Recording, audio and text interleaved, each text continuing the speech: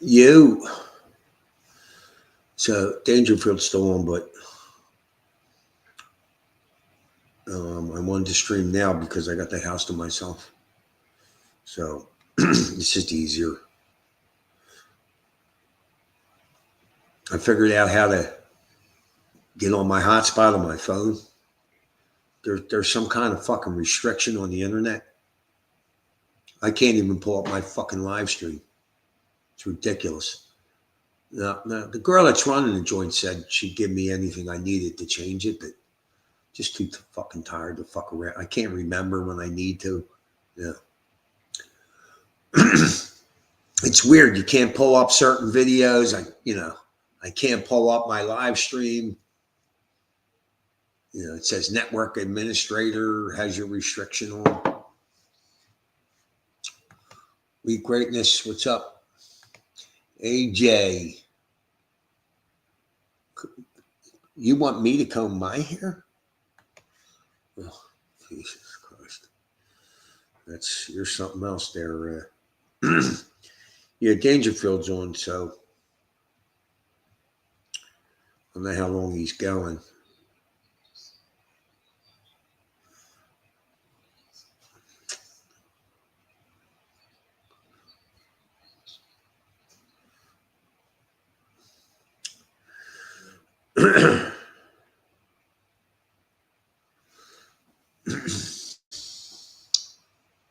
what What's up, Bobby?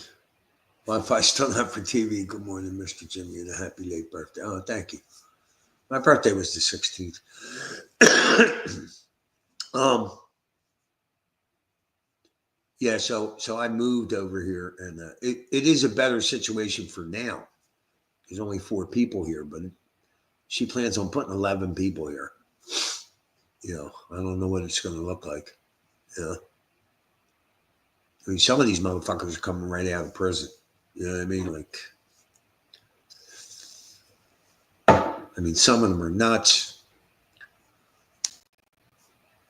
When I get out of here, I'll tell you some stories, but I'm not going to give up personal details of certain shit, but fucking some paranoid motherfuckers.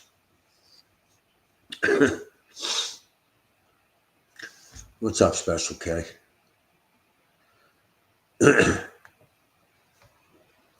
Yeah. I got to change this fucking Wi-Fi though. But I finally figured out how to the Wi-Fi name for my hotspot wasn't coming up in the list. I just had to go into the settings and it says something about broadcast name, and I hit that and it popped up. I was like, oh shit. Live streaming burns it up though. But I just don't use the internet on my phone when I'm here because it's fucking frustrating.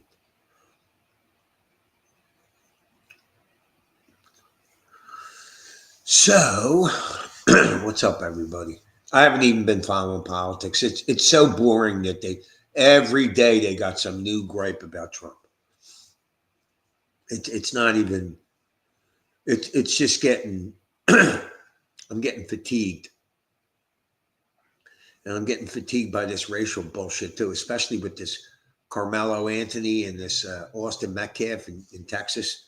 Fucking black kid stabs this white kid, and they're playing the victim. The black kid, black kid's family is playing the victim. They've got $500,000 in donations. It's just fucking ridiculous. It's ridiculous. They're saying that the white kid's father has some kind of sexual what would you call that? Sexual charges previously. It's not true. They swatted this white people's family's home 3 or 4 times. The mother did a press conference. The soy boy father is standing behind her, right? He should have been the one speaking to the public, But she's talking about all the threats she's getting, and there's not one reported threat to the police station. Meanwhile, the white kid's father, the white kid's home is being swatted 3 or 4 times. It's just fucking ridiculous. What is inspiring is there's a lot of black folks on the internet against it, against the, the obvious bullshit. I mean, this black kid stabbed this fucking kid to death because he pushed him. Nah, it's fucking ridiculous.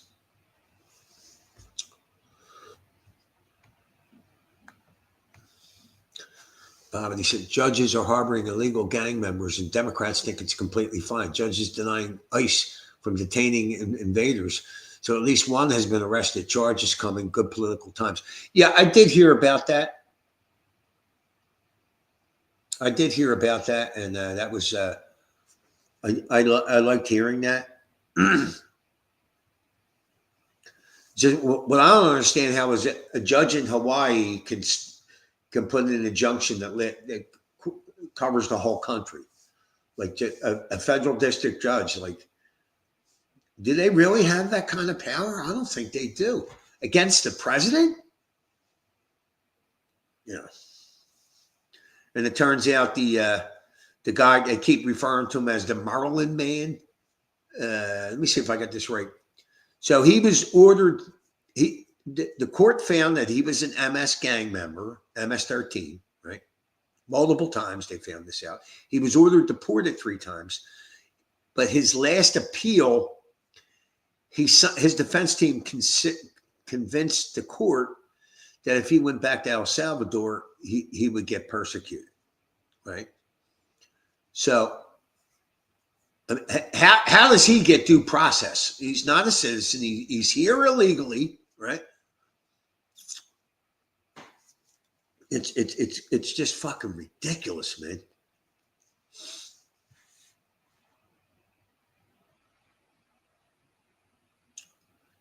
Yeah, one of the judges got arrested because the motherfucker put the illegal alien hip to the ICE was coming, or he did something. He obstructed federal agents, basically. So, fuck him. Oh, what's up, Brian? Yeah, I was wondering what the fuck you were.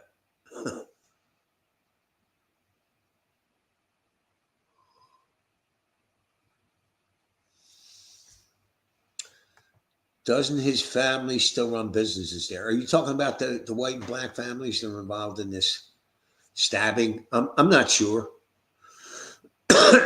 I know that the black family's father sells cars, I believe. But they've got like $500,000. Yeah. And one thing's for sure, his defense isn't going to cost $500,000. I mean, they'll hire public relations people. I can almost guarantee you they're going to have an angry black mob that surrounds that courthouse, right? Screaming, no justice, no peace, right? Trying to intimidate jurors like they did with George Floyd. So.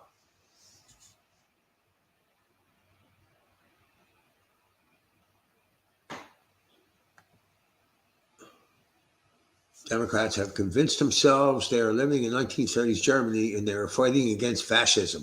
While their own fascism is entirely invisible to them, they're supportive of it during Biden. I know. Listen, I'm convinced the people that still support Democrats, there's something wrong with them mentally. It has to be. There's something wrong with these people mentally. They accuse you of what their side is doing. Like, how do you square that? It makes no fucking sense.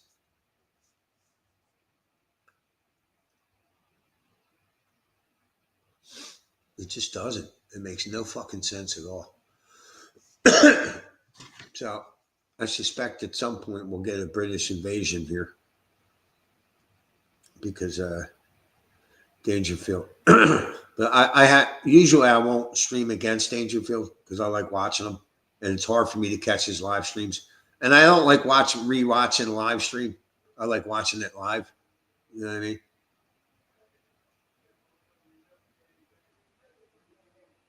Oh, shit. All right, these guys are coming in. Fuck me. I'm going to have to move this whole thing. So, but then again, maybe I can stream with them here. I don't know. Trying to fucking. I can hear their voices. Christ, they're back already? Maybe not.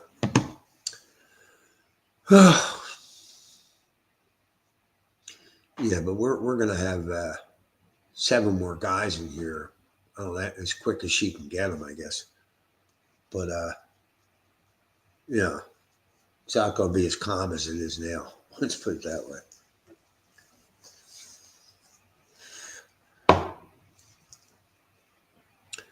gonna try my ass off to get the fuck out of here. But everything's so expensive right now. I mean, it's the prices are coming down a little bit, but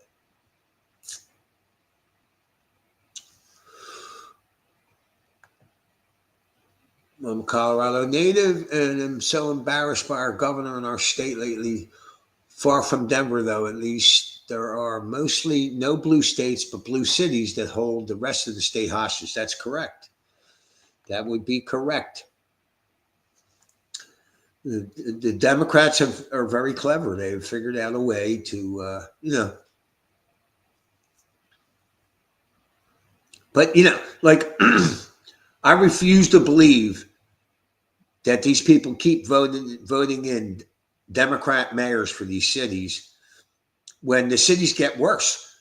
So I think a lot of these elections in these cities are rigged. It doesn't make any sense. I mean, it just doesn't. But you got to have something wrong with you mentally. Like, look at AJ. Clearly, there's something wrong with him. That's why he supports the Democrats. Listen to some of the dribble that Pacman puts up. The other day, he had a headline, Trump is terrified. Come on, man. Well, what I have noticed with Pacman's got over 3 million people now. But he's getting his balls busted in the comments a lot more. A lot more.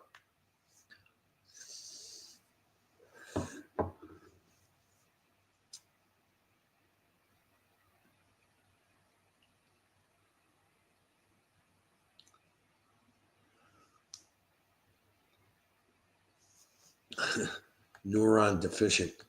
Yeah, I don't know how looking good, Jim. Well, thanks, Steve.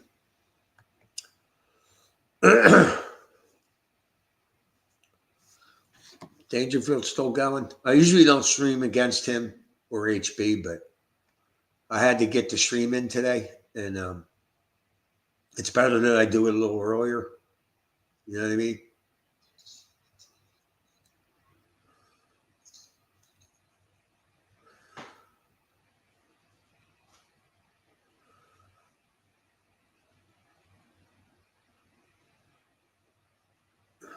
What the fuck? I guarantee you, Dangerfield's still going. Yeah, he's streaming, Steve. He's been streaming for a good hour or so. Like I said, I usually don't stream against him, because I like watching the show, and it's rare that I can catch it because he streams at all different times. So he's over there in Cambodia. I think that's where he is, isn't it?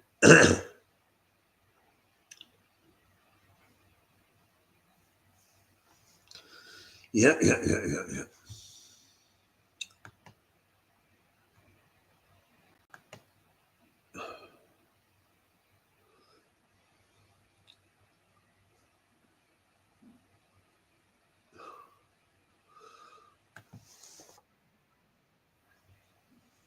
So I'm going to do a video of my brothers. Me brother. And this one's about 9 minutes. So he's talking about the arrests of the judges. So this one should be interesting.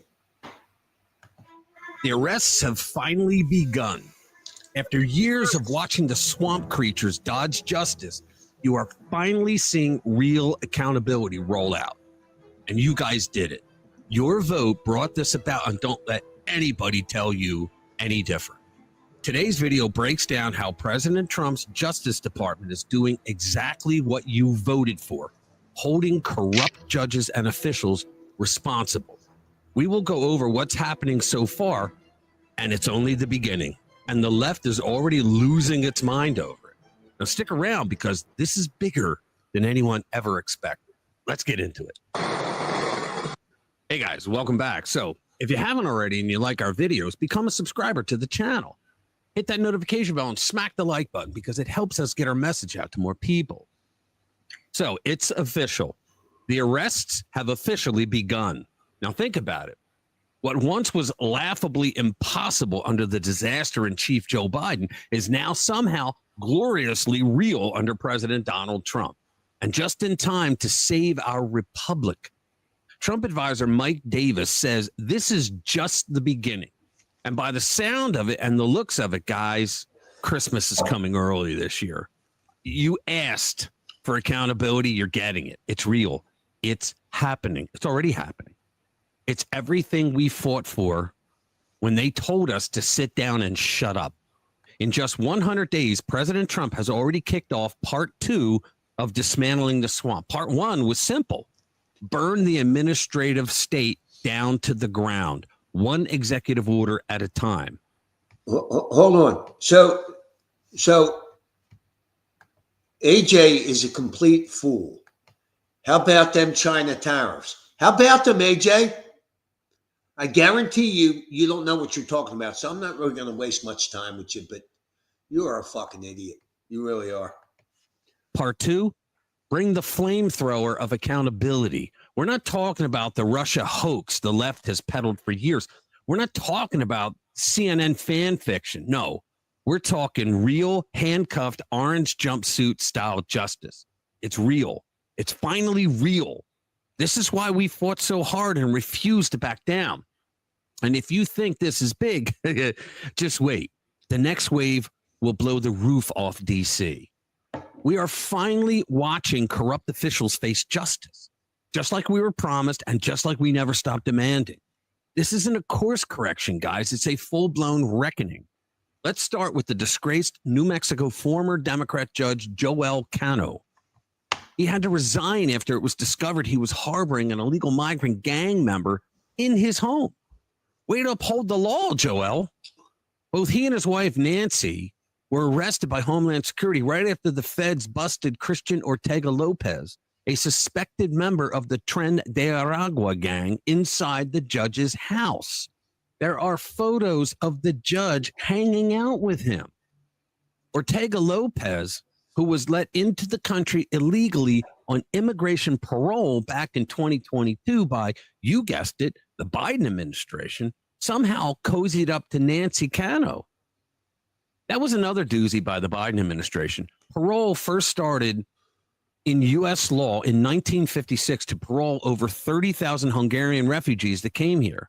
Parole is supposed to be for refugees, not illegal paupers or economic migrants that the Democrats look at as unregistered Democrats. The people who came here were not refugees under Biden. According to international law, to be a refugee and to claim asylum status, your country has to be either at war or your government is persecuting you. None of that happened to the overwhelming 99% of the illegals that came in under Biden. And Judge Cano, he went a step further, letting his gang member use his own home to apply for immigration relief. You can't even make this up, guys. A Democrat judge, a so-called defender of justice, actively helping an illegal gang member to stay in America.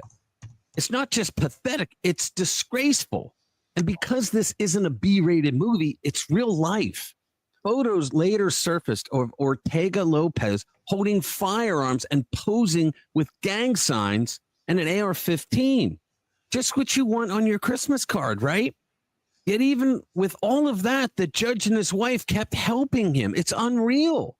And that's not all. The FBI arrested another judge. This time, it's Hannah Dugan, from Milwaukee, Wisconsin.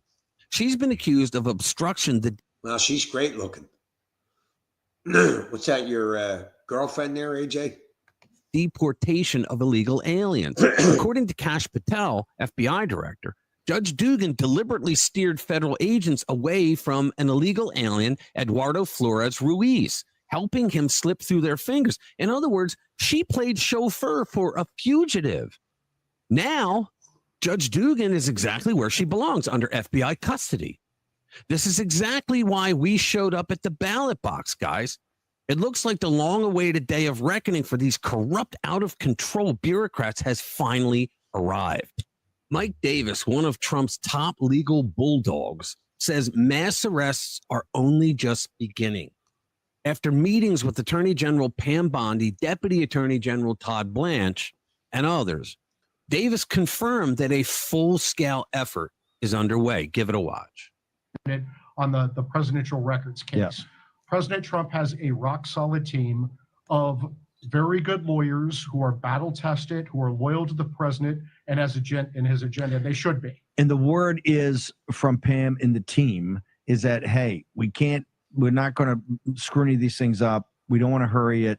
Things are happening. Stand by. Justice is definitely coming. Let me just assure the War Room posse, justice is coming. Finally. And there's going to be accountability for this unprecedented Republican lawfare where the Biden Justice Department was politicized and weaponized. Yep. There's going to be accountability for a lot of these crimes. It takes time to build these crimes. Kash Patel is there. He's doing a hell of a good job. So is Dan Bongino, his deputy. Justice is coming. So just because we don't see it publicly does not mean it's not happening. I know it's happening.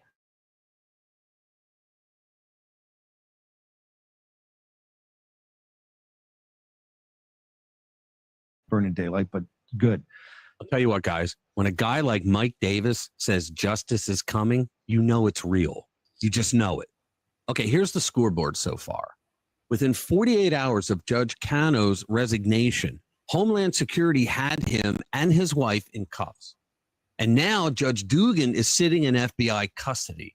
There's a very clear pattern forming here, guys, and it's a pattern that should terrify corrupt officials everywhere. The Trump administration is keeping its promises. The American people are sick to death of a corrupt administrative state and a totally corrupt justice system. Tom Homan warned us months ago, corrupt officials, especially the ones protecting illegal aliens, would be the first to face arrest. And for all the mayors running sanctuary cities, you might want to start shopping for a good lawyer. This is just the tip of the iceberg from what I'm hearing.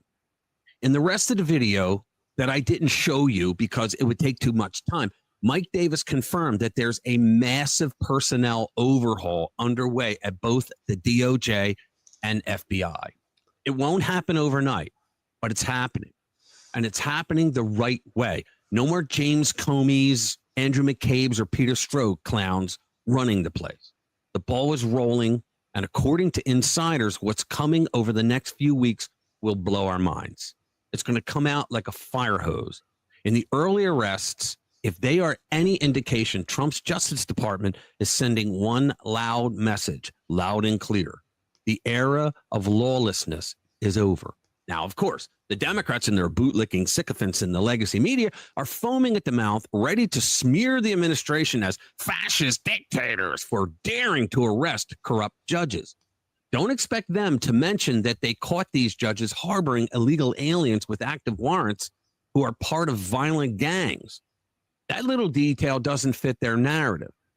Trump has started with the corrupt judges. He is sending a message, making it crystal clear, using one of the left's own talking points. No one, absolutely no one, is above the law. The reckoning has begun. The momentum is finally on our side, and we waited a long time for it to get that way. And this is just getting started. This is the America First justice you fought for. And there's plenty more coming. Stay tuned, stay hopeful, stay proud. Thanks for watching.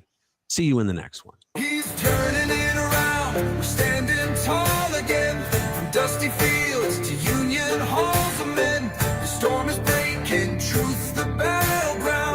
just a flash, he's turning it around.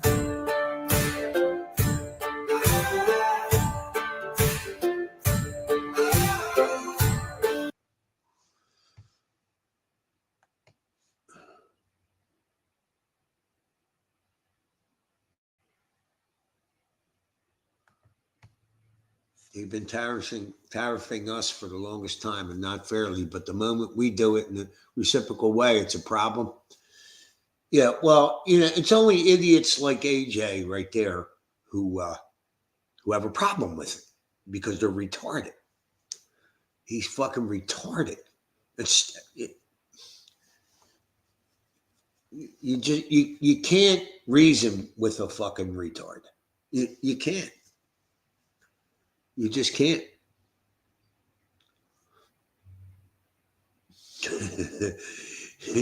KJ had a stroke.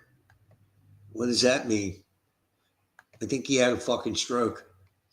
He's trying to type Gaelic.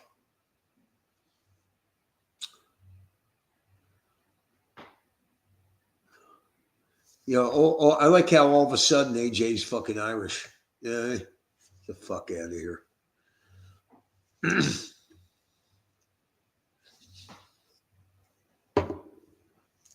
He wants to be anything but American. Fucking moron.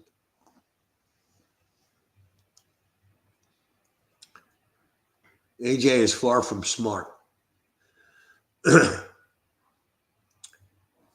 Like I said, anybody supporting the Democratic Party at this point, there's something mentally wrong with you. There has to be.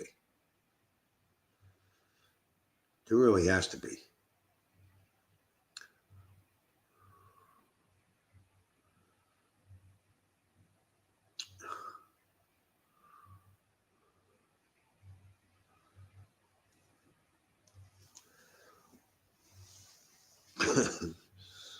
Jesus Christ. So I'm assuming Dangerfield's still going. I don't see too many Brits over here.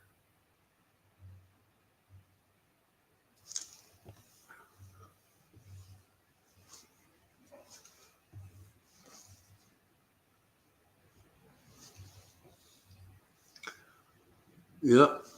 He's still going.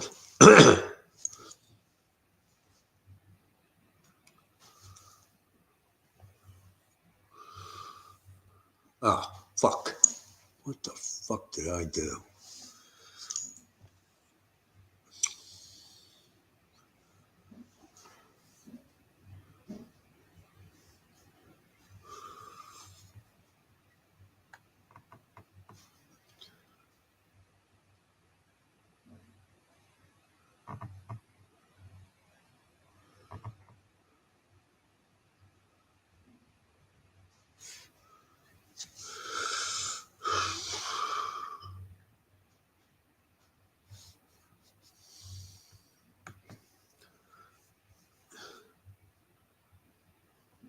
How's America going?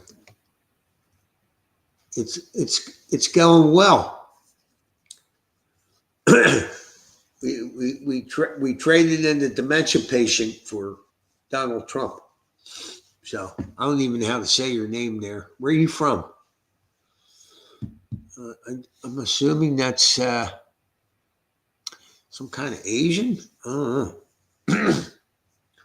No, let's know where you're from.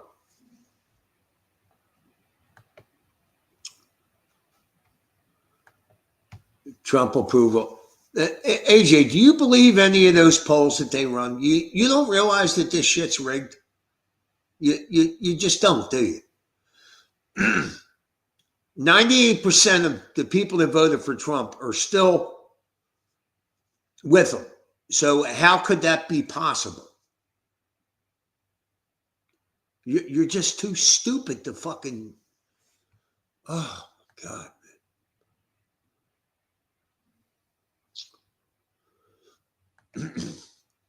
You don't have the cards right now. With us, you start having cards. Without us, you don't have any cards. I want to visit someday, I think. Well, where are you from? Where are you from there? I don't know how to pronounce it. Well, I can't read fucking Asian or whatever the fuck that is. Chinese. Oh, okay. You're Chinese. All right. Well, welcome to my little channel here. I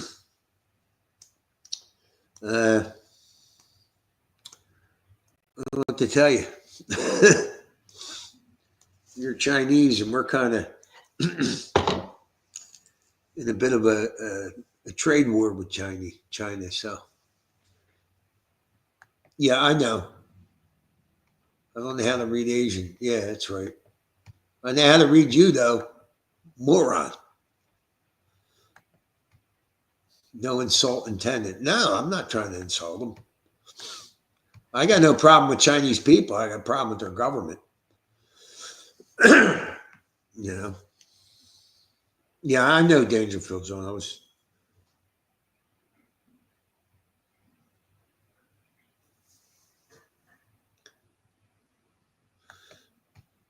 Trump approval rating, according to the same lib shits that think they're good people. I know. It's you know, it's. And a lot of these polls, they do what they call oversampling. Like they'll take 90% Democrats. You know what I mean? Exactly, Brian. That's oversampling. They do it all the time. The legacy media is in the bag for the Democrats. They all claim to be independent. It's bullshit. It's bullshit. But AJ doesn't have enough of a brain to think for himself. 77 million people voted for Trump. How could that poll possibly be what it is legitimately? How could it? I'm all right. Legacy media is independent of the facts. Yeah, I'm all right, Eleanor. I've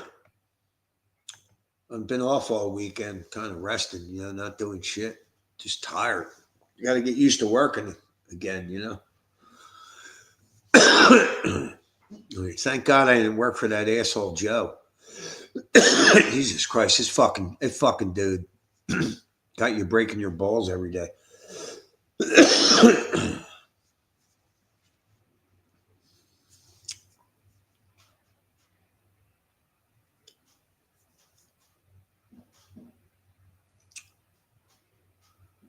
Yeah. So this Carmelo Anthony thing really fucking bothers me.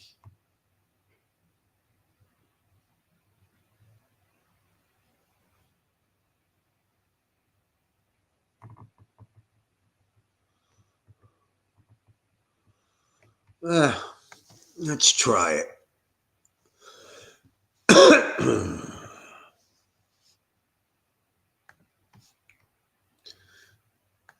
I'll do about 6 minutes of Sticks. He's talking about the judge case.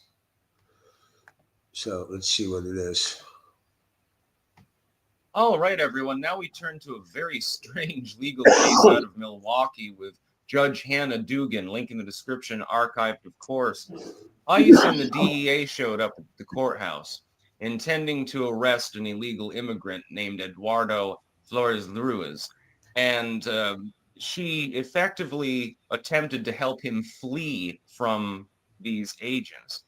And the timeline of events, if you go to that link, I'm not going to go through the entire timeline. It reads like something out of a James Bond novel.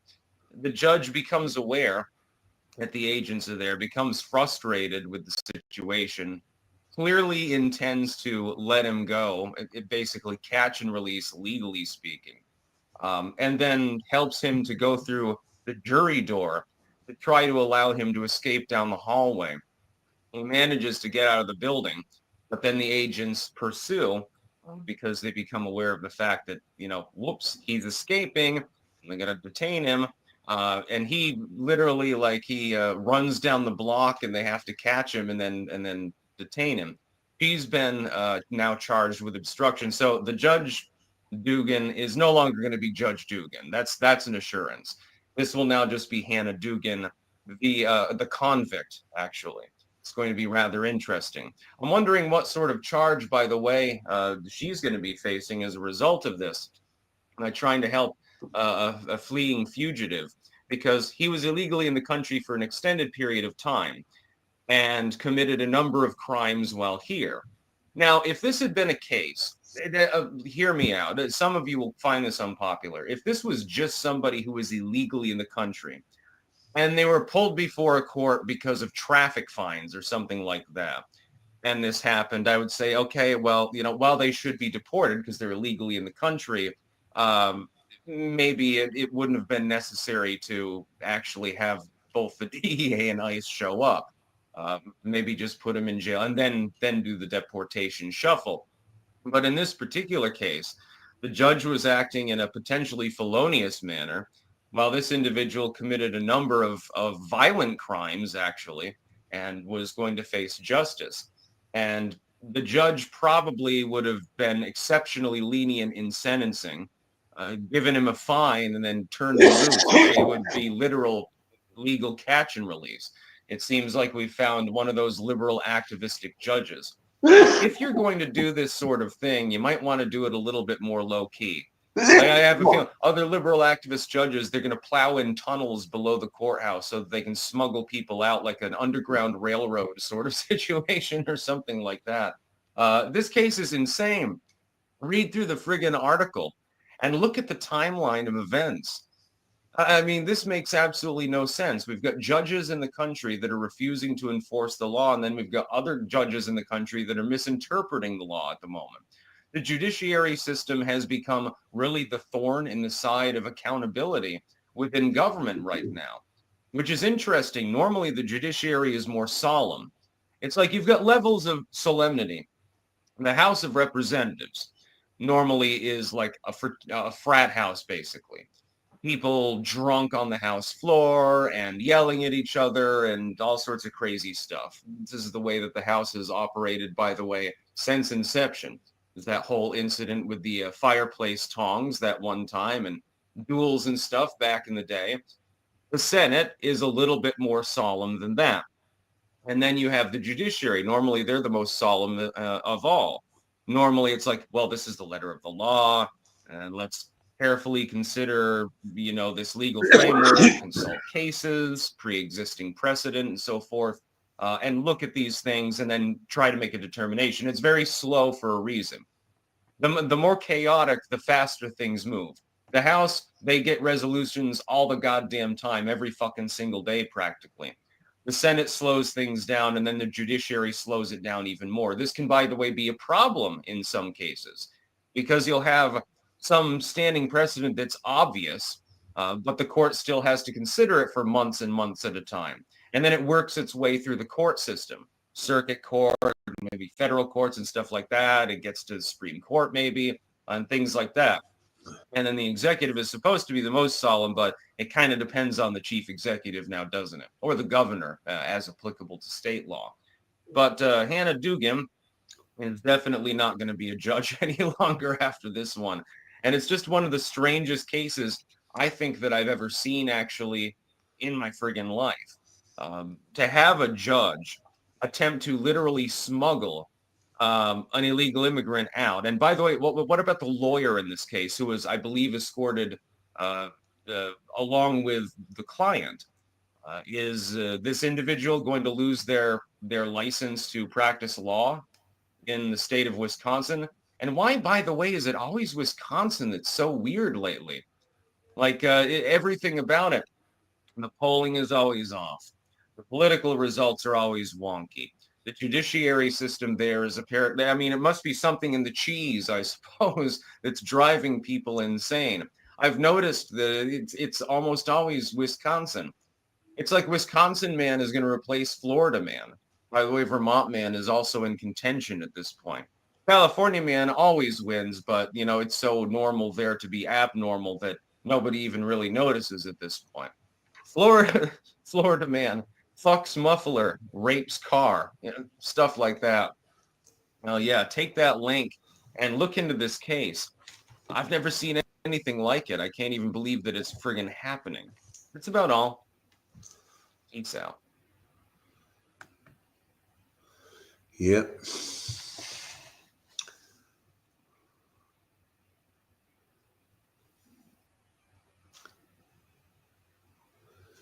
KJ. Is KJ still talking shit? Jesus Christ, AJ. When are you going to learn how to think for yourself? Well, why would you want to hang out on my channel? I guess I'm the only one that gives you any fucking attention. Right? Is that it? Is that what it is? Because if I disagreed with everybody on the channel, basically is what you're doing, I wouldn't be hanging on that channel. I mean, maybe briefly, but to fuck around, but I just, I don't get it.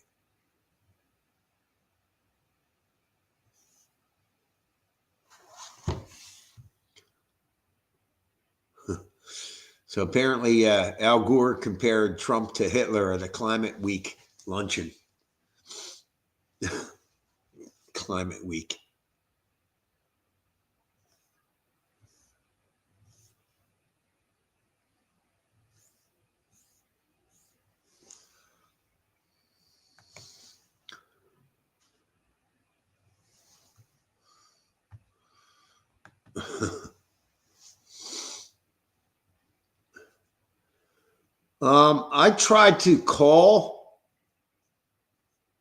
I tried to call Liquid today, and he didn't pick up. I texted him that we were that I was starting to stream. I don't know. I believe he's still in Croatia. I did speak to him during the week, I think, at some point. He's still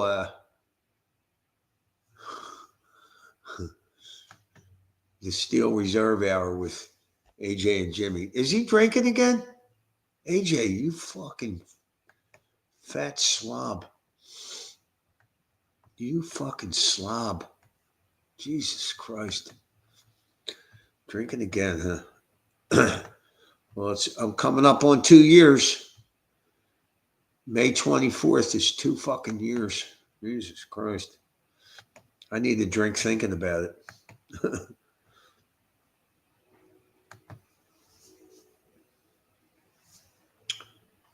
What the fuck happened there? Come see us on tour. We're going to be in Bakersfield, San Jose, California, Buffalo, New York, Toledo, Montreal, Toronto, Ottawa, Glasgow, Manchester, Belfast, Dublin, Liverpool, Birmingham, and London. Go to jimmydore.com for a link for tickets. I know that Ukraine has been bombing inside Russia, and they're using United States HIMARS, as they call, which can only be used with a key code from the United States, meaning if the United States doesn't give them the key code, they can't do. So basically, the United States and Ukraine have been bombing inside Russia. And they've been they blew up a car recently in Moscow, and I'm pretty sure they've been drone bombing Moscow. So check me in that in the comments. Why can't we call them HERMARS, Jimmy? Or ha. How about they Mars? They them Mars. So it's like clusters. So Putin hit back, and he bombed inside Kiev, and it killed 9 people. Which every death's a tragedy, but as we watch Gaza, 9 people being killed is low on the scale. So Trump decided to this is how he got him to stop. In rare rebuke of Putin, Trump urges Russia to stop. What he said. What USC? First of all, this is where Hillary Clinton would have came in really handy, because she would just go up there and tell them, knock it off. Remember how remember what she told Wall Street? Knock it off. She have a knock it off button she could press to make Putin knock it off. So here's what he tweeted out. I'm not happy with the Russian strikes on Kiev. Not necessary and very bad timing. Vladimir, stop. 5,000 soldiers a week are dying. Let's get the peace deal done. Stop. So that's it. Stop. Oh, all it took was for you to write that in caps. Was that all? Why you've been waiting? So Trump tweeted it. Is the story? Trump tweeted, "Stop." I mean, what a nonsense story. Oh, did he tweet it? What a rebuke. Whoa. So you're not happy with the airstrikes? How about the Israelis? They love airstrikes. Check with them. I bet they love it. Let's look for the "keep it up" tweets to Bibi. Come on, you've got them all. Check with the Israelis. You have them all throughout your administration. Russia struck Kiev with an hours-long barrage of missiles and drones. At least 12 people. Oh, no, 12 people. It was 9. Now it's 12 people were killed and 90 were injured at the deadliest assault on the city since last July. Trump's no IDF. Yeah, they're no IDF. If that was the IDF, they would have flattened about 400 or 500 people. Trump's frustration is growing as the U.S.-led effort to get a peace agreement between Ukraine and Russia has not made progress. I wonder why. It's not making progress. The comments about Putin came after Trump lashed out at Ukrainian President Zelensky on Wednesday and accused him of prolonging the killing fields by refusing to surrender the Russia-occupied Crimea. With his assertion that Putin demonstrated very bad timing with the massive attack, Trump appeared to suggest that the Russian leader was doing himself no favors toward achieving the Kremlin's demand that any peace agreement include Russia keeping control of Crimea, as well as Ukrainian territory in Luhansk, Donetsk, Zaporizhzhia, Lewis and Clark. We got to ship these people vowels post haste. And Kherson. I think she's funny, that Kherson lady. Have you seen her? Jez Kherson? Yeah, Jez Kherson. She's funny. Anyway, so the point I wanted to show you is that Trump's tweet is he says, "Stop." That's how he's going to get it done. All caps. Stop. Oh, what a news-making tweet. That's what Putin is doing now to help forge a peace deal. Trump responded, stopping taking the whole country. That's a pretty big concession. Yeah. But the notion is one that Ukraine and much of Europe have fiercely pushed back against, arguing that Russia pausing a land grab is hardly a concession. Again, the AP, just like the Financial Times, Russia doesn't have to make any concessions. They won the fucking war. Fiercely pushed back? Do you mean lamely and then lost? Is that what you mean by fiercely? Trump criticism of Putin is notable because Trump has repeatedly said Russia is more willing than Ukraine to get a deal done. I didn't like last night, Trump said of Russia's massive attack on Kiev. I wasn't happy with it. I didn't like it. It wasn't good. Sounds like somebody waking up after a Diddy party. Something happened that wasn't too chill last night. I didn't like last night. My ass didn't like last night. My ass got murdered. In his dealings with Zelensky and Putin, Trump has focused on which leader has leverage. Putin has the cards and Zelensky does not. I mean, it's very basic stuff. There's really no reason for this to go on at all. It's very basic. During talks last week in Paris, U.S. officials presented a proposal that included allowing Russia to keep control of occupied Ukrainian territory as part of the deal. The proposal was discussed again Wednesday during the talks. U.S. European the principle of Ukraine's territorial integrity is not something that can be negotiated. Yes, it is. Well, no, it was taken by force. Yeah, if that makes you happy to say that. Yeah, I love this. Can be taken from you. It can't be negotiated. There's no negotiation. Trump, Russia took it. Is this a joke?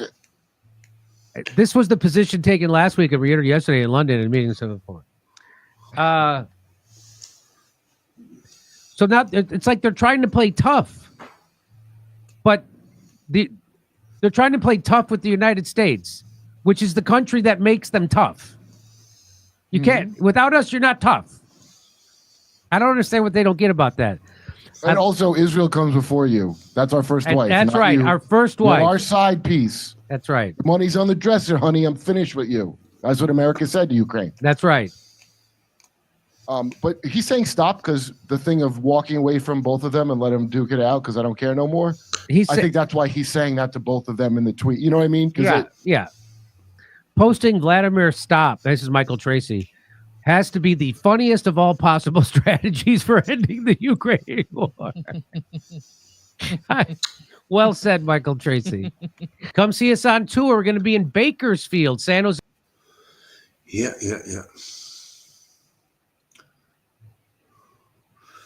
Yeah, that whole thing. I think Trump should just stay out of it. Don't give them any more money. You should let Russia beat the shit out of them.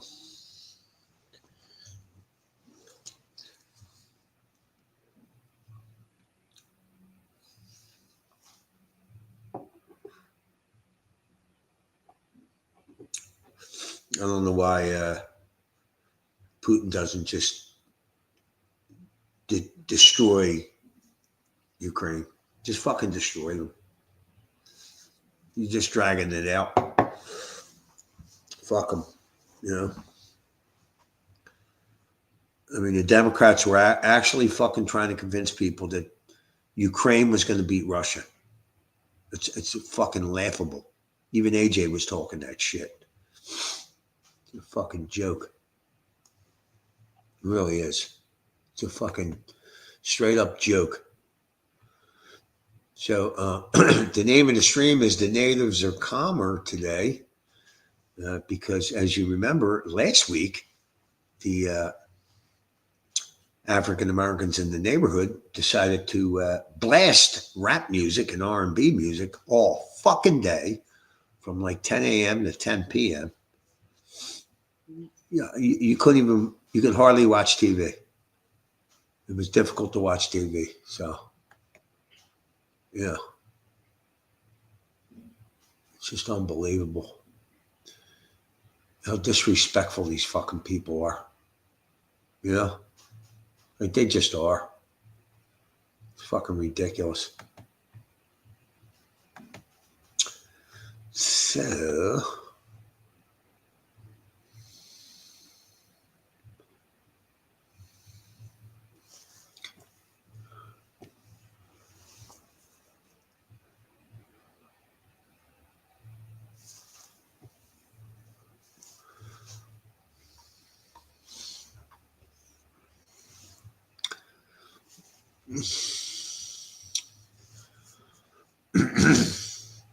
So apparently some driver plowed into a festival in Canada, 9 people killed.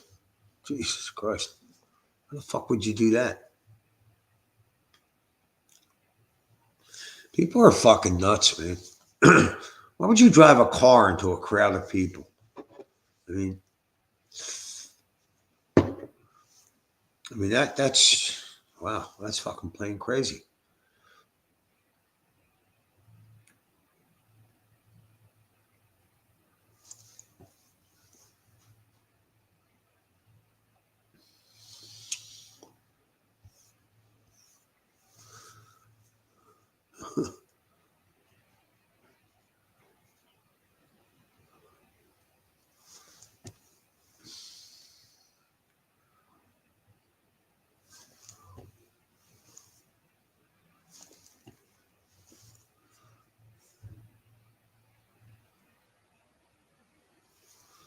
Okay, here we go.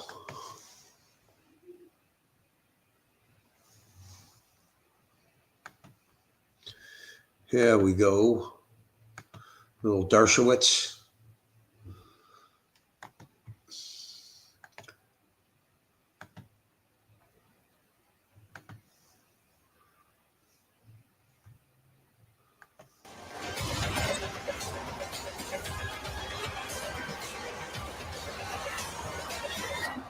The Dirt Show. A lot of headlines around the country about the Supreme Court siding with Donald Trump. Here's the one from the Wall Street Journal. Trump, triple win at the Supreme Court. Triple win at the Supreme Court. Yeah, it's true. Technically, he won 3 cases, but they were all narrow and procedural. And I think both sides are making too much of these Supreme Court cases. The Supreme Court is sending an interesting message, I think. And it's, a 5-4 message. So, any one Justice Barrett, obviously, who was appointed by Donald Trump, Donald Trump called me and asked me my advice on Supreme Court nominations when the vacancies occurred. People thought they could count on her vote always to be for Trump. And no, it turns out it isn't true. She, like other justices, are often unpredictable. And I think I understand what the court is doing. So let me set out my theory of what I think the Supreme Court is doing. And you say the Supreme Court. It's 9 people, and they're 5-4 or 6-3. So it's hard to describe the inner workings of an institution. But I think what the court is saying is to everybody, to all sides of this contested series of issues about deportation, about firing, about all that, they're basically saying to both sides, slow down, take a breath, think about it. We're not rushing anywhere here. We're not going to rush. You can deport people, sure. We're going to let you use the Alien Act of 1798 to deport people who you reasonably believe are against the interests of the United States and may have lied on their visa applications. We're going to let you do that substantively, but we're not going to let you violate their due process. We're going to make you comply with procedural safeguards so that, for example, you pick somebody up and you say he's a member of this horrible gang. Well, what if he's not? What if he was just had a tattoo that suggested he was a member of the gang? But it turns out he wasn't. So the Supreme Court is sending a message saying, you can do it, but do it carefully and do it slowly. And if you make a mistake, acknowledge your mistake. Now, the government did acknowledge its mistake. And it sent this guy to Salvador improperly. So now the question is, can you get him back? Of course you can get him back. The president just today praised the president of Salvador. I think all he has to do is pick up the phone and call him and say, please do me a solid here. Just put this guy on airplane and send him back. And, we'll give him due process. Then probably we'll send him back to you after we satisfy due process. He can do that. Now, the president of Salvador may say, no, you can't. We have a legal system, and our legal system requires due process. And so we have to go through due process before we can send them back. It's possible, but I do think that if the president really tried hard, he can get this guy back. The same thing with Khalil. Now, the argument is that Khalil supported Hamas and made statements supporting Hamas. Well, show it. Right now, the judge has said, I haven't seen the evidence. So, and Marco Rubio says, we have the evidence. So show the evidence. Maybe you have to show it in secret because maybe it comes from an undercover informer. I don't know. But show the evidence. Others have said, well, it doesn't matter what he did when he was in the United States, when he applied for his visa. He said, if he did, that he doesn't support Hamas and doesn't support violence. Now, if that's true, then he lied on his visa, or else he had a sudden change of mind. I don't think he had a sudden change of mind. So show the evidence, due process. And I think that's what the court is saying. You can do all these things, just do them right. So I think the headline is a little misleading. Trump's triple win at the Supreme Court. President Trump is exercising executive power in aggressive and often novel ways, and opponents are suing to stop him. But in a trio of recent orders, the Supreme Court has sent lower court judges an important reminder they must still respect judicial rules and procedures. A 5-4 majority handed Mr. Trump a partial victory, and it is a partial victory, by allowing the administration to continue deporting Venezuelans believed to be members of this gang under the Enemy Alien Act. But the unsigned order didn't really rule on the underlying issue. It just refused to slow down the process, and it said, basically, make sure you give them the process that's required. Make sure you give them due process. I think if you ask me to predict what the Supreme Court's going to do with the Trump administration, I think these cases indicate that that's the direction they're going to go. It's going to be a bifurcated direction.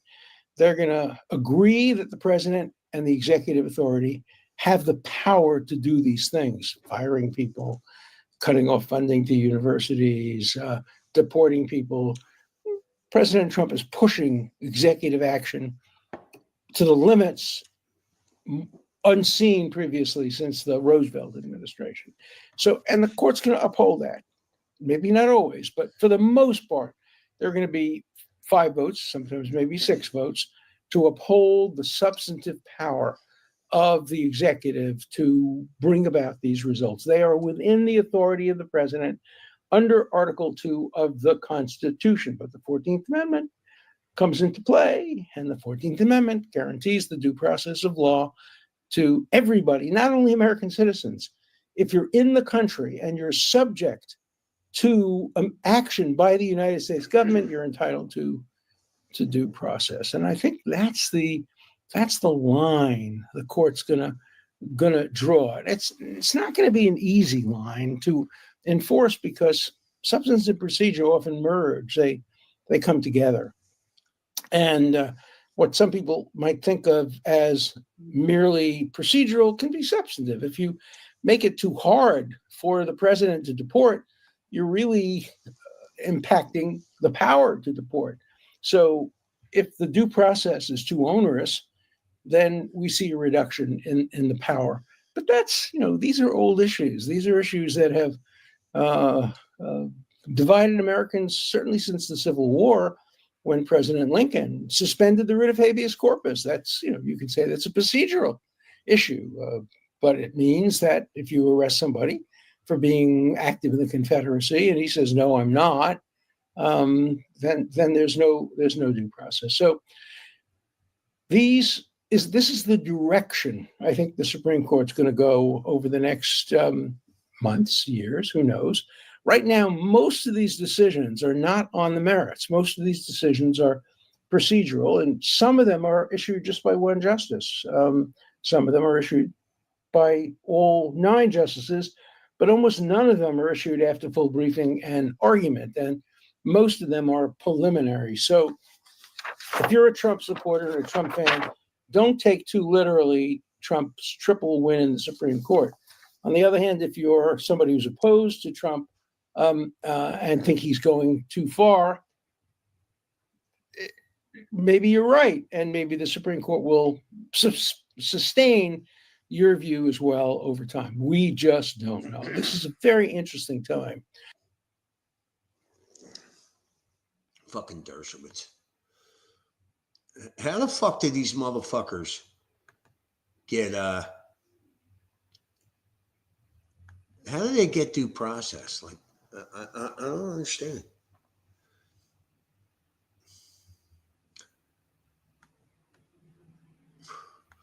Right, Bobbity. Improperly, the guy is a foreign-born gang member that came here under Biden's open border. What the fuck are you even talking about, Dershowitz?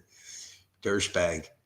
Since when has evidence been the standard applied to Trump when the government has used mere accusations as the standard to pursue him? Right. Dirtbag. Yeah, you're right. No, you're right, man. It's ridiculous. They've used accusations to impeach him. I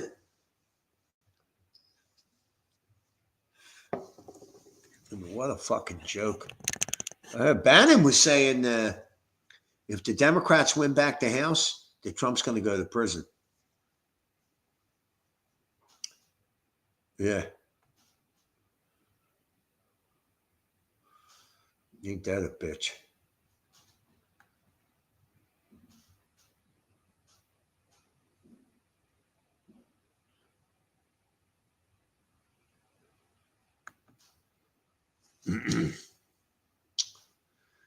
Yeah.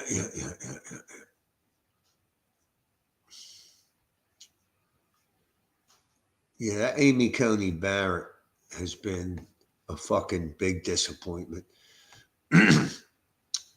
Hey, listen, if anybody feels like donating, get a little grift going here. There's a pinned comment at the top of the page. for my buymeacoffee.com. So let's get it pumping. Now, where the fuck?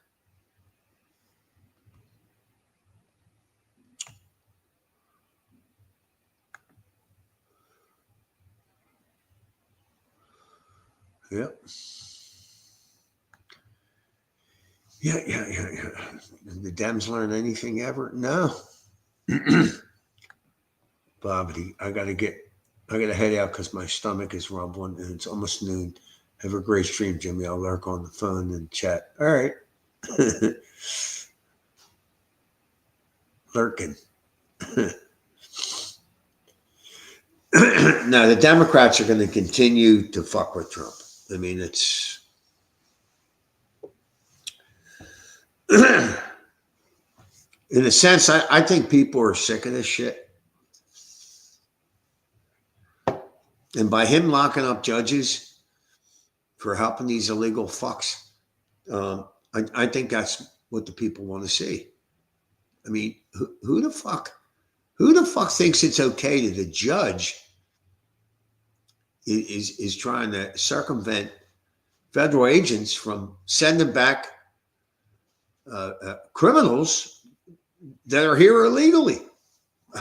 I just don't understand. Would you see that happen in another country? You think there's a judge in another country that would hide an American? There's no fucking way. And yet you have that shit going on here.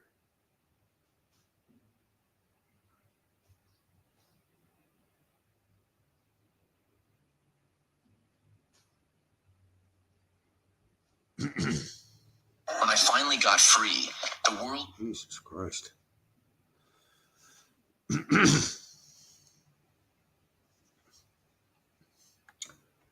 I was mistaken thinking after their loss that the Dems would do some self-reflection. They didn't. They doubled down.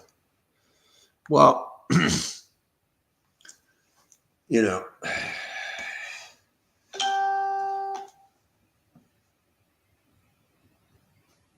I mean, they're claiming that prices haven't come down on anything. Yes, it has. Gas prices have come down. Food prices have come down somewhat. It's not going to happen overnight. It's not. So, and then we're doing this tariff thing. I mean, it might have to hurt for a little while, but they've been fucking us for years. But of course, the Democrats are okay with these countries fucking us. It doesn't make any sense. I'm back. I'm trying to watch two streams at once. What are you watching, Dangerfield? I guess he's still on. Let me see.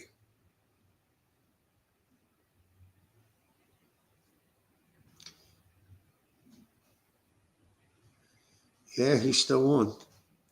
Huh. Watching Tim Pool. Tim Pool's got Luke Beasley on. What a fucking idiot. Maybe I'll stream Danger for a minute. For a minute.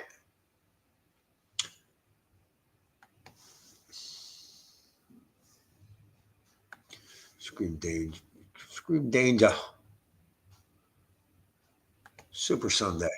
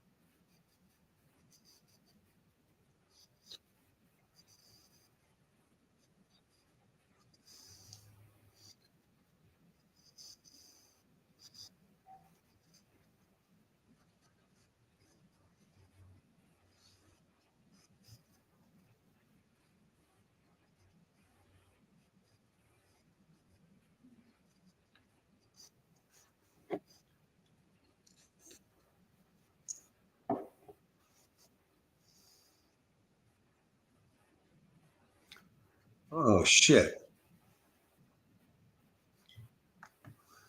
Fuck. Oh wow. I thought that oh fuck. That was stupid.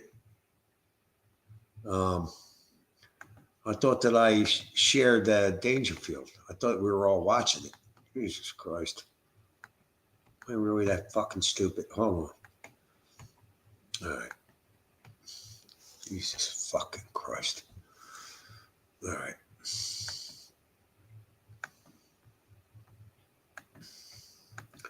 I thought we were watching it. Good thing.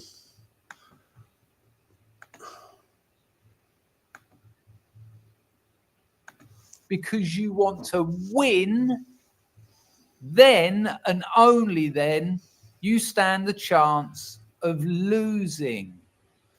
It's a really important point. Don't debate someone to prove them wrong. Don't debate to get a W. Debate in the pursuit of truth. It reminds me, there's a great quote from NA. Let me get it right. If you're not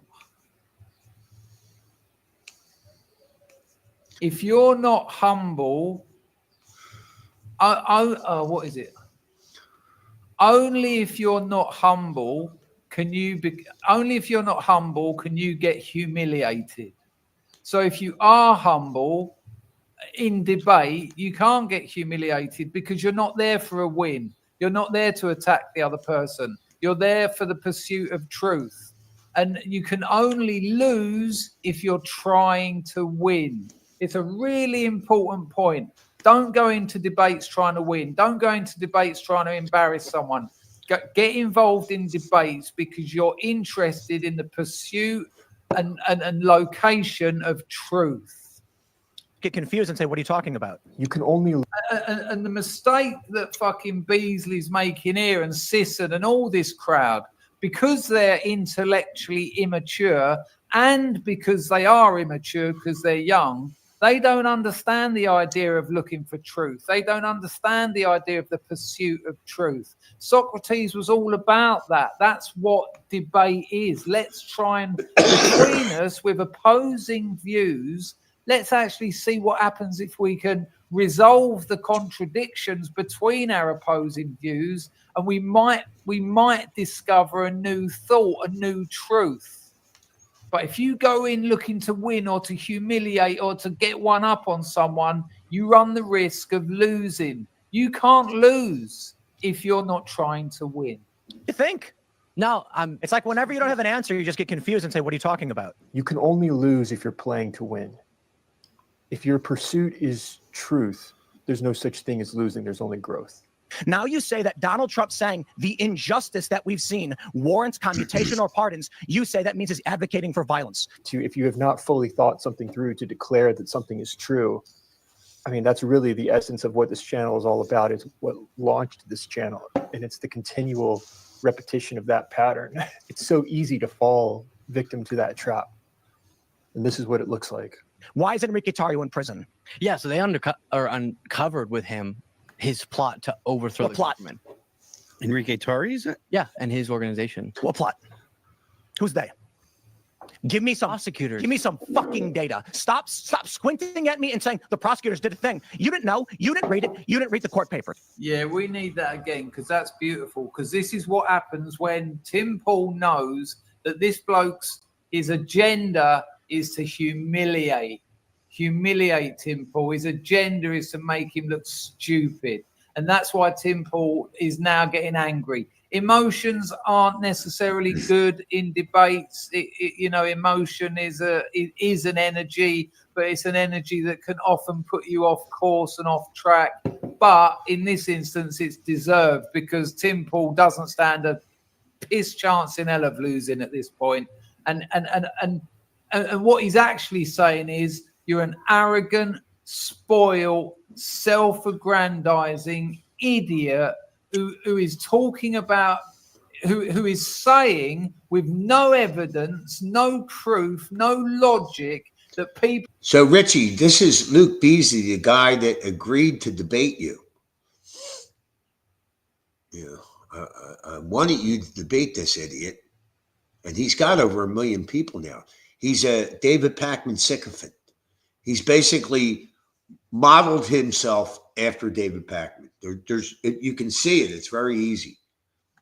People should be locked up based on nothing. You're a fascist. You're a little shit. Yes, and Richie. I'm about to smack you round the. I told you that, Richie. He said that he would debate you, and that was a while ago. Now he's got a little big for his britches. So debate face. Can send him and an fair email. play, because he deserves it. You know why he deserves it? Not because I want him to suffer, because he might actually fucking learn something.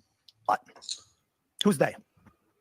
Give me some prosecutors. Give me some fucking data. Stop squinting at me and saying the prosecutors did a thing. You didn't know. You didn't read it. You didn't read the court papers. All you know is the fascist machine state told you he should be in prison, and you're saying yes to them. This is a battle over the role of actual evidence. Luke Beasley tries to claim that citing actual evidence is anecdotal evidence and dismiss that. It's about how Luke claims that he believes the story, even though he really clearly doesn't have a full understanding of the story. So then the question is, I debated Beasley on the phone one time, and he's extremely frustrating. He does the same shit Pakman does. His whole deal, and they're right. It's to humiliate you, to anger you, to why do you believe that story without any evidence? Why do you clearly want the story to be true? I believe You believe E.G. Carroll's story? Yeah. You really do. Mm-hmm. Come on. I don't know why she would have witnesses that she called immediately after. How did she get in the room? How did she get in the room? How did she get in the dressing room? Bergdorf Goodman locks the dressing rooms. I'm assuming it was open. No, they don't know. It wasn't answered. They said we don't know. It doesn't make sense. How was she wearing a dress that didn't come out till a few years later? The reason Tim Pool is so effective right here is that he's asking logical questions that don't add up. A lot of questions that were litigated in front of Weird, right? Why didn't Trump bring her to the hotel he owned across the street? Why you say that? I'm not really interested. How come no? How come? It's remarkable when he says, "I'm not really interested." That seems to be a defense mechanism he continues to use when challenged. How come? I You believe it? No, I'm stating. Oh yes, I do believe it. David Pakman does the same thing as a way of just not contending with it and trying to keep the upper hand and look like he's in control, like he's maintaining the frame of the conversation. Like, yeah, isn't that crazy? In the sarcastic ways, though he's kind of it. Nobody recognized the most famous man in New York walking into the Bergdorf Goodman. Crazy. You believe it? Mm-hmm. That's funny. It's also substantiated by the fact that a bunch of people have had such interactions with Trump. Where have you heard that before? A bunch of people have said this, so it must be true. You believe Christina Hoff Sommers too? I think Tim Pool meant Christine Blasey Ford because he's talking about Brett Kavanaugh. So this was a slip up. Perhaps that's why Luke gets confused here. I don't actually know that case. That was the Brett. And that's why he shouldn't have got angry, because he said Christine Hoff Sommers, which is a completely different person. Kavanaugh won. Oh yeah. But as soon as he brings in Brett Kavanaugh, he understands what the case is. You do believe her? It has been yes. Then watch what happens. That she was afraid to fly? Yes. But she flew several times for vacation? Yeah, people are afraid to fly. You believe that she installed the second door in her home because she needed an escape? I have to tell you, but then she Airbnb'd it. Especially on that case, I would only want to debate it if I freshened up on the details of it. If you're not freshened up on the details and you can't answer these basic questions, why do you, at the very front, say you believe it? He says it's madness. I believe it. Yes, I believe what CNN told me. Tim Pool, here's some basic questions. I'm sorry, I can't debate it because I don't know. I have got no evidence and I don't know anything about it. But you believe it, you twit. So now the pattern is about to repeat again with George Floyd. What do you mean, George Floyd? What happened with George Floyd? Are you going to make the fentanyl case? I'm not going to make it. I'm going to ask you what you think happened. Then he just doesn't have a response. And then he acts incredulous. Like, what a silly game to play, Tim. How could you possibly ask me that? You're the one who brought it up. I was just curious what your belief was about it. Yeah. I think that someone kneeled. I think he brought it up, and so he asked you about it, and then you asked him back. I'm just curious about what your opinion is on it. I think you don't have one. I think you don't know what to say. I do know what to say. I think Derek you're scared Chauvin. that if you say the wrong thing, someone's going to. No, I'll talk. Sure. Derek Chauvin caused George Floyd to die because he had his knee on George Floyd's back neck area. And what did that do? Killed him. No, but I mean, like, what's the medical examiner's reasoning? Is it suffocation? Is the technical term? No, I don't think you know what you're talking about. I think you have a surface level tribal position where you didn't actually research most of these things, and you're just saying what you think you need to say. A surface level tribal position. Spot on. You can only lose if It works well when you're sitting with Harry Sisson and all your teenage fans, but with someone with a very basic ability to argue. Yeah, so I debated Luke Beasley one time on the phone, and he was extremely frustrating. Extremely frustrating. People like him, I just can't think straight when they use these tactics. I can't even tell you I can't even explain it. But his job is not.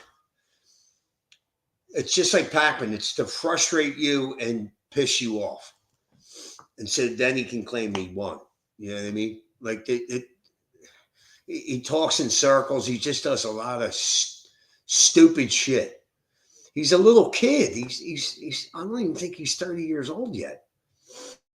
And he's got over 1 million subscribers because people, the leftists love these little smarmy little fucking, they want to appear intellectual, but they're not. I don't know why Tim Pool gives him the time of day. I really don't. As bad as AJ. Yeah, Richie, you don't remember me telling you? He said he would debate you, and you didn't want to do it. Now I could send him an email and see if he'll, if he has call-ins, because I really don't watch his show. I mean, it's just a bunch of nonsense. But I think he would do well with him. But I know that. He's only on Tim Pool for the exposure. You know what I mean? There's no way, because Tim Pool busts his balls every time he's on. Because he sits there like a little bitch. He acts like a little bitch. Because you would be good at debating a guy like that, Richie. He pisses me. He pisses me off. He's a lot like Pac-Man. Let me see how many. I think he got over 1 million people, and he hasn't been. What's amazing is he hasn't been. I don't think his channel's that old. Maybe 2-3 years. It's really, but that's because of his association with Pac-Man.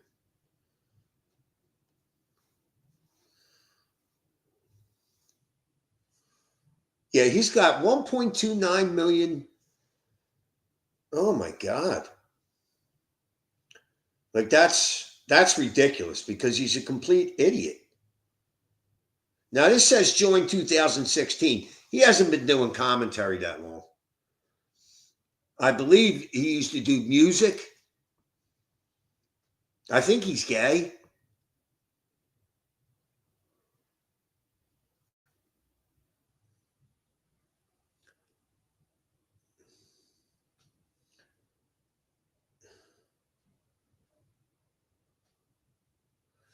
Yeah.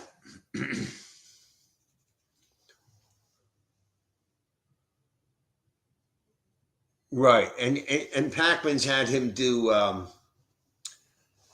when Pac-Man goes on vacation, he has various people take over his show, and he's had this fucking idiot. He's a smug little prick. But he's totally went the way. You can see that Pac-Man has influenced him greatly. And believe, like as much as I can't stand Pac-Man, he's making money. I mean, and that's his whole goal. It certainly isn't to enlighten people with the truth. I mean, come on.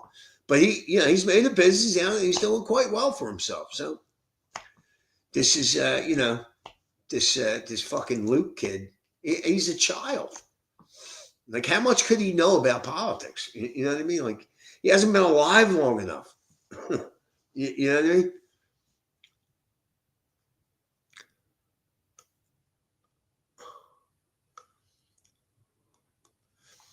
Yeah, see, Richie, it's hard for me to debate somebody like him because I don't know enough about politics.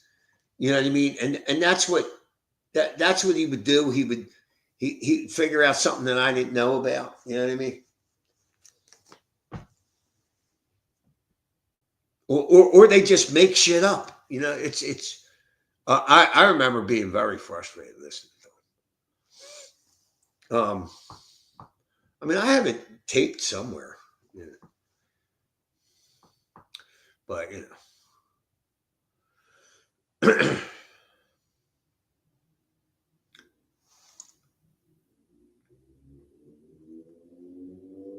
Yeah, but Richie, you don't get it, man. You need exposure. Do you understand?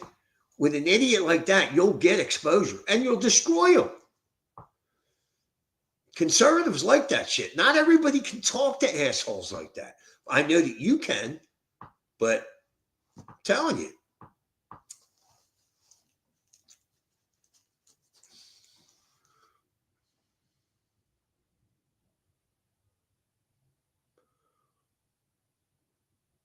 Yeah, but Rich, then you just destroy them and you'll gain subscribers by doing that. You'll get a reputation of being able to talk to these idiots and gunning them down. Every time I see him on Tim Pool, he gets destroyed. So, but he's only on Tim Pool to get noticed, you know. And they all stick up for him when clearly Tim Pool's kicking his ass. So, and I'm not a real big Tim Pool fan either. I mean, you know, he's flip-flop on like how many fucking times. I mean, I was amazed he voted for Trump. But then Tim Pool, he's the same guy. When if Pacman has him on the show, he's practically sucking his cock. I mean, it's unbelievable. Like he clearly defers to Pacman, you know. Now, Pacman hasn't had him on for a few years. I wonder, and Tim was kind of getting into the truth between the right and the left, and I don't think Pacman's had him on since Tim has basically come over to the conservative side, basically. So I would like to see that, but see, then I don't know. I think Tim Pool would still be a bitch with Pacman.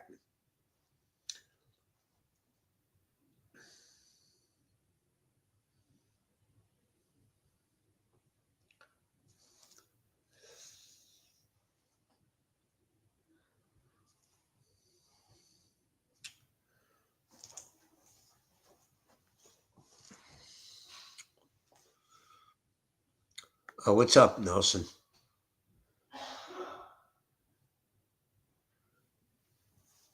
Oh,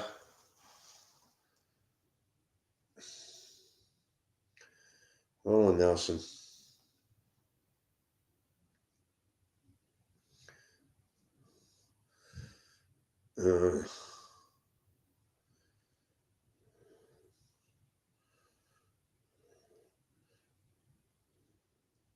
I just texted you, Nelson.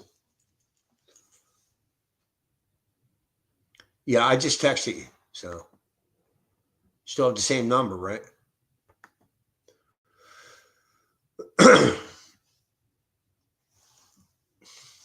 Yeah, Richie, whether you should debate any one of these morons, Richie. I'm telling you, I don't care if you don't like it.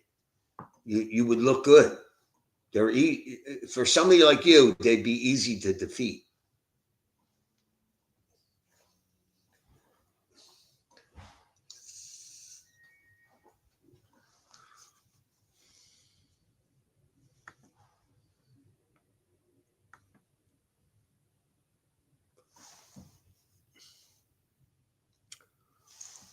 Yeah. So I played the video you did today, Richie, on the judges.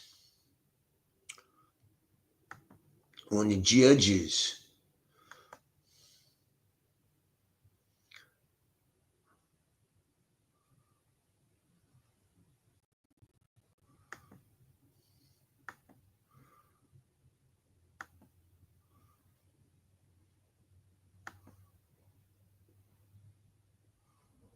Oh, what the fuck is that?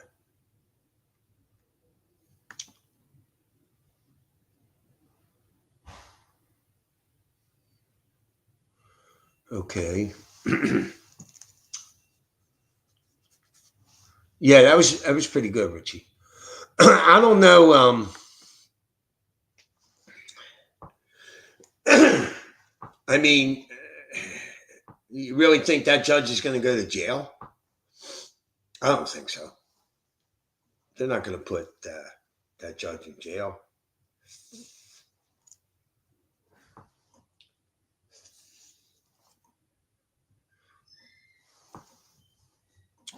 I seriously doubt that you'll see that judge go to jail. So, I mean, is that judge still in custody? What's going on? Did that judge make bail? I'm sure they would let the motherfucker out. Do you know anything about that, Richie?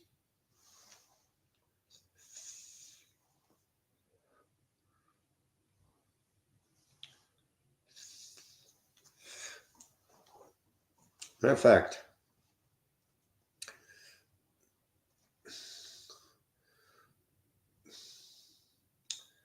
come on, you fucking Luke Beasley.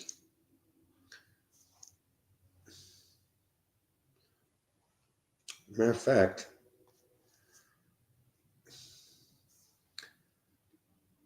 yeah, this was a couple years ago, almost 3 years ago. He sent me a Zoom link.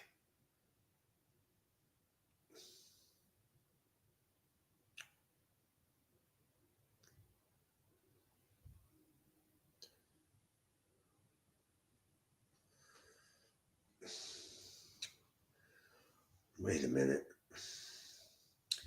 God damn it. Superband. Let's see if I did something. Yeah, Luke Beasley official. Yeah, Richie. Okay, I got the email. 9/2/2022. My brother Richie would love to debate you. He's been writing politics for well over 30 years. Yes or no? Sure. That was 2 years ago last September. Have him reach out to me. Yep.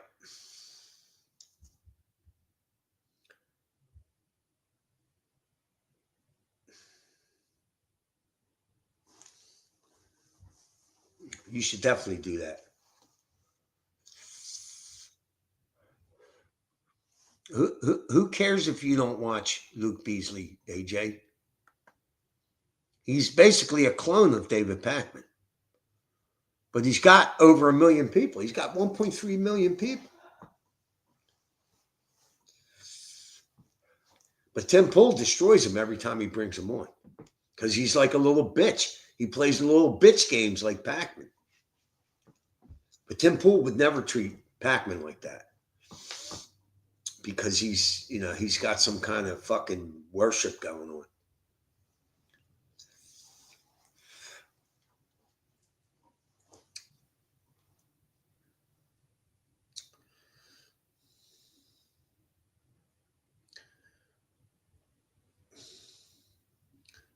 Well, let me know if you want me to reach out to him again, Richie.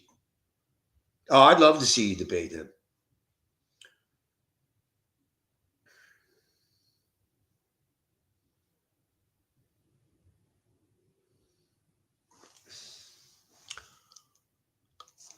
Yeah, you would get a lot of exposure, Richie. That's how you do it.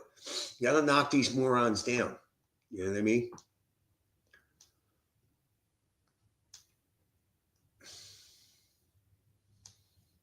No, I've always wanted you to reach out to Pakman.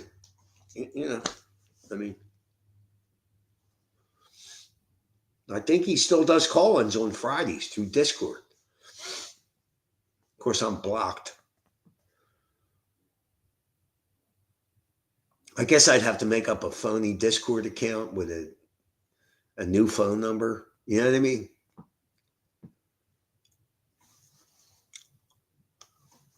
I don't understand how that's funny, AJ, that you don't watch them. How is that funny? Yeah. All right. What's that? Would everybody go over to Dangerfield? Start playing Dangerfield. Let's see if he's still.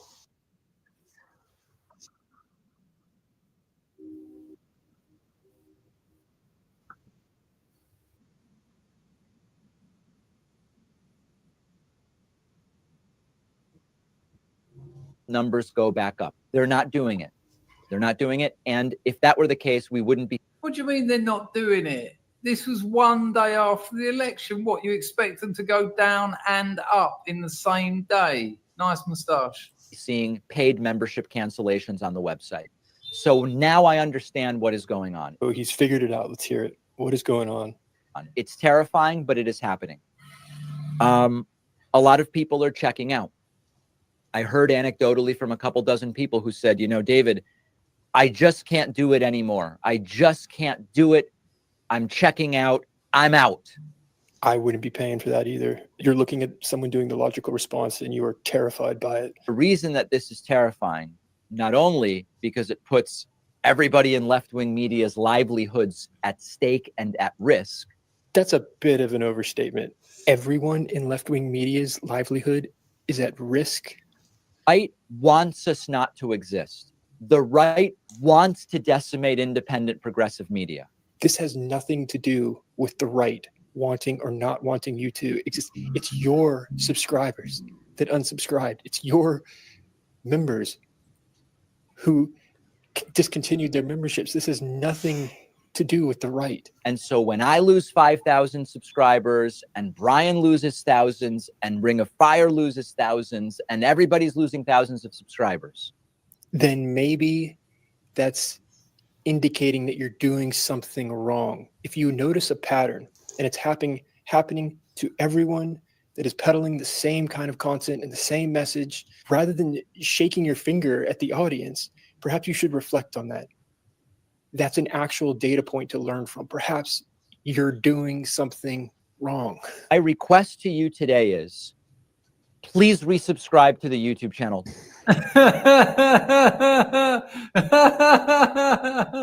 Please resubscribe. The entire progressive media ecosystem is under a threat I have never seen before. We've never seen anything like this. This is amazing. He's lost 5,000 out of 2.6 million. And he said the grift is the leftist ecosystem is under threat.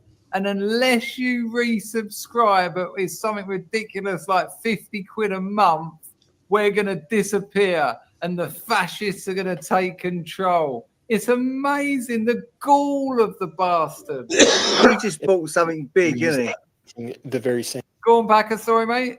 I said he's just bought something really big, isn't he? He's just bought a house or a yacht or a plane or something. There you go.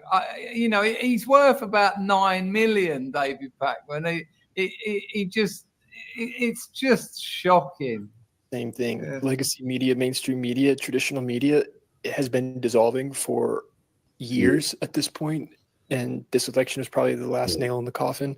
But describing your YouTube channel and Sam Cedar and these other people that you listed who I've never heard of as the entire progressive media ecosystem because you lost 5,000 subscribers in the last day is consider this is the moment where we have to support independent progressive media. If it's not, that's another way of saying, can you give me more money, please? Not my show, that's fine. Yeah, right. Consider getting a membership. Consider. Let's just look at the logic of that. This is the moment where we need to support leftist media. If it's not my show, that's fine. So do you honestly think someone listening to that is going to go, yeah, that's a good point, actually, David. Click off of his show, go over to Sam Cedar and subscribe. He knows full well that is such a hollow, just the transparency of evil. This is the moment where we have to support independent progressive media. If it's not my show, that's fine. Yeah, right. Consider getting a membership. Consider it. We have a code. The new coupon code is Oh, a minute ago, it doesn't matter if it was you, but you've got a code, yeah? Right. I thought it didn't matter if it was your show. Hang on a minute. What is the code? That's I missed that. What is the actual code? Yeah, Being right. is your ear. Consider getting a membership. Consider it. We have a code. The new coupon code is not again. So the thing with Pac-Man now, he has over 3 million subs, right? But people are busting his balls in the comments like never before. There's a lot of pushback on him now in the comments where for a while it was just me and maybe one other person. You know what I mean? Not again. Is he literally referring to Nazi Germany? He must be. What else could not get, or Trump winning again or something? That's ridiculous. But it didn't matter if it was your show. Why do we need the coupon code? Take a break until the inauguration. It's months, okay? Mental health break, do it. But when we start canceling the subscriptions, Take a break. Worry about your mental health. You know, it's but don't unsubscribe. Come back and don't unsubscribe. we are in an algorithmic desubscription spiral right now. And it's only been a day. 1 day. What did he call it? Well, I just need to hear what he called it again. Don't unsubscribe, but come back and don't unsubscribe. Hang on, before he says it, people, it's been 1 day. It's 5,000 out of 2.6 million. Listen to what he calls it. We are in an algorithmic desubscription spiral right now. It's only been a day. Wow, I didn't know 5,000 subscribers, leaving over a 2.5 million subscriber channel is an rhythmic desubscription spiral into chaos. Because when people start unsubscribing on YouTube, YouTube thinks, oh, we probably shouldn't recommend this content because it's shit. Generating a lot of unsubscribes. So then the content doesn't get recommended. And then the message doesn't get out. Oh, it's about the good message. And then, guys, the message doesn't get out. The message. There has Cool beans from Warren using the critical jinker there. never been a movement that succeeded when they exited activism after a loss. He's turning this into as though this is some larger noble fight, when at the end of the day, this is really just about you being able to make money. No movement has succeeded when they take a loss and they go, I'm out. Never happened. The response we see to a defeat is to blame other people for the mistakes that you're making. You're blaming other people for when you get it wrong. That's the response that we continue to see. Consider getting a membership. If you want to understand what happened, I outline it in the book, The Echo Machine. Wow. But after you subscribe, buy my fucking book, The Echo Machine. Please pre-order the book. Then he twists off into all this Supreme Court and painting this picture as though it's about some larger political fight or movement of any consequence, when it's really just about you getting paid. We are very worried. I would love to sugarcoat it, but we have never seen numbers like this, ever. Numbers this bad. That's indicating that you're doing something wrong. If you notice a pattern and it's happening to everyone that is peddling the same kind of content and the same message, and everyone's turning on that and they're losing people, rather than shaking your finger at the audience, perhaps you should reflect on that. That's an actual data point to learn from. Perhaps you're doing something wrong. Amazing, absolutely amazing. You might have noticed that while that was playing, I managed to tie a clameur on my barnet. Right, there you go. Love it. Yeah, young Tucker walked in looked over my shoulder, said, "What the F is he wearing on his head?" and then walked out. And did you say it's a crammer? No, I said, "Why don't you ask him?" And he did.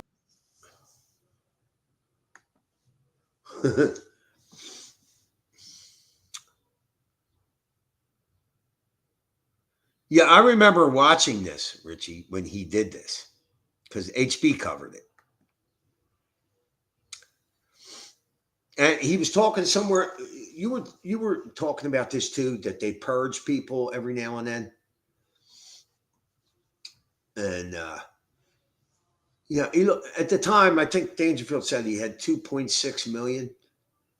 Now he's gained about 500,000 since then, since right when Trump got elected. That's pretty fucking good. So if it wasn't for Trump, I don't think David Pakman would be so big. I don't think he would be anywhere near this big, because he's always using words like terrifying and unhinged, and he's so disingenuous. It's ridiculous. I mean, it's that people actually listen to him and think he's telling the truth. It's laughable. I mean, it just is.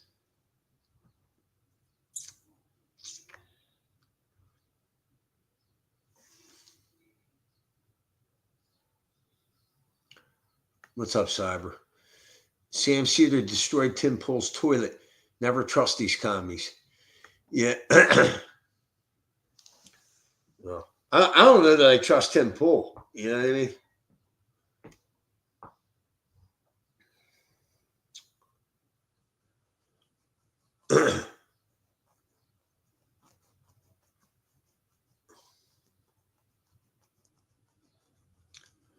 Yeah. So, yeah, thank God the natives didn't start up with the fucking music today. Oh my God. Last week, Easter Sunday, for 12 fucking hours. These motherfuckers, 12 fucking hours.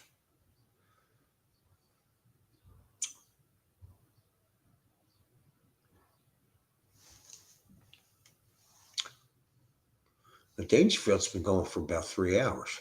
God damn.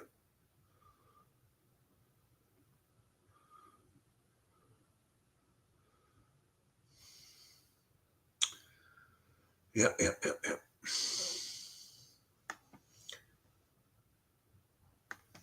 Yeah, I think Dangerfield did a pretty interesting. No, I'm ready to sign off, AJ. Really, because I'm hungry, and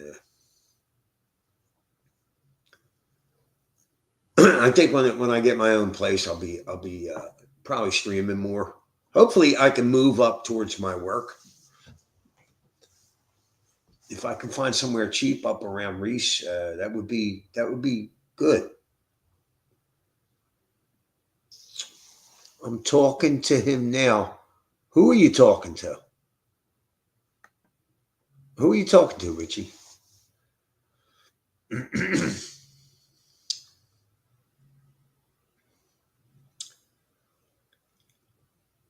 Yeah, I'm going to talk to you more about Luke Beasley privately, Richie.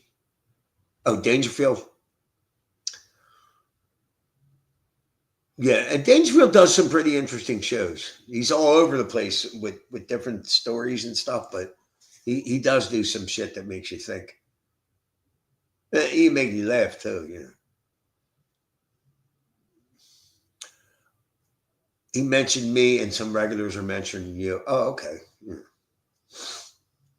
Well, he covered Dangerfield covered the thing I did with Dr. K.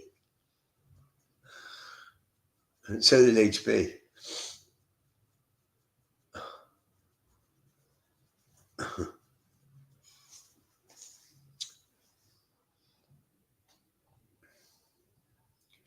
Yeah, I want to see you. I want to see you start talking to these idiots, Richie, and knocking them down. Just knock them down. I'm telling you, people will. People like that. People like watching some smug fucking intellectual being taken down. They like that shit. You're a good lad.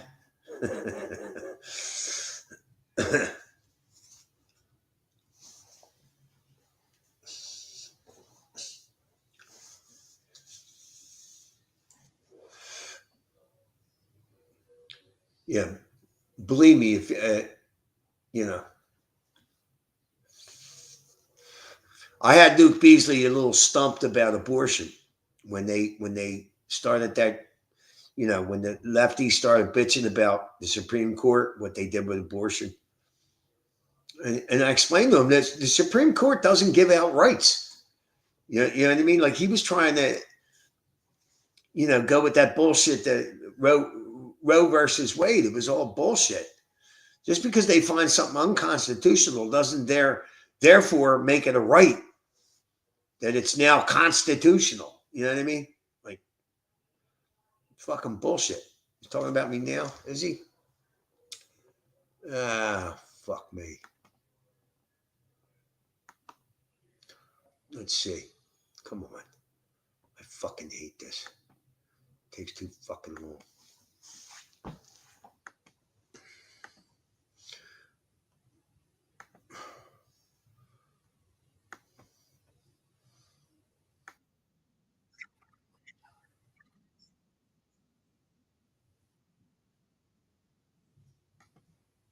I deserve something like that. I deserve to be loved. I've never seen. It's beautiful. It's another Warren Smith. Warren, on the off chance you ever watch this or any of the 20 videos I've made using your content, if you don't, nice one, AAA. Also, sure it's a Warren Smith one, but oh yeah. I've got it. Right. Right, you're gonna. I don't like David Pakman. Right, I've got no problem with him grifting, but he is 100% grifter. I don't think he gives a fuck about how society works. He's just lying in his pockets. Right, I honor. Look, if there's a leftist who believes what they say, yeah, give them some money because they're doing a job. They're working. YouTube is work. It's hard work. I haven't got a problem with that. I don't trust Pakman. I don't think he believes what he says. I think he's an out-and-out capitalist. I've got no problem with capitalism, but he pretends to be a fucking socialist. But this is next-level grifting. This is beautiful. But when you watch it, and look, I don't mean, well, it's not ad hominem as such. It's more like, what would you call it? It's more like ad visage. I don't know.